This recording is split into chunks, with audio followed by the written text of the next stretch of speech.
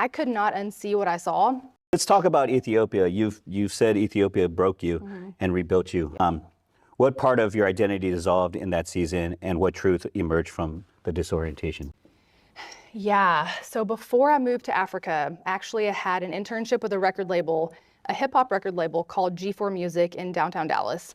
And it was like the pinnacle job. Like, this was my dream. I always wanted to work in the music industry and finally had the opportunity to do that. And I felt like after God had really stirred in my heart that there's more to life than this, I felt like there was no way of really looking back. God had kind of in a heartbeat changed my mindset to, okay, I'm not going to work for the record label anymore. I've got to do something bigger. And the identity of me, being an artist and repertoire manager for a label, that kind of went away. I felt like that died on a practical level.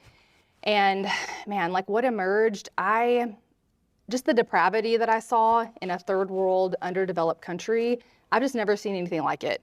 There was so much in America, resources and even money in the music industry, that all of these resources could be used to help others. But in America, at the label, they're buying, cars and spending it on girls and just all these things that were just very temporary things. And I truly feel like God just kind of broke my heart for seeing the depravity of the world and thinking, man, I've got all this experience. Both of my degrees are in music, worked for a label. Now it's time to combine all that with what I saw overseas to help build something back in the States.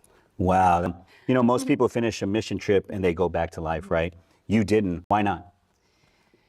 Just like I had mentioned before, Yeah. I could not unsee what I saw. And just to know that there's people in our backyard that even before I started Melody of Hope, I had no idea these issues were prevalent in our city. And I think once I kind of started doing some research in the city, how can we use music to help? I just started seeing all these issues in our city that truly was just very eye-opening to me. And I felt like after that, I could not go back to normal life that didn't have a purpose.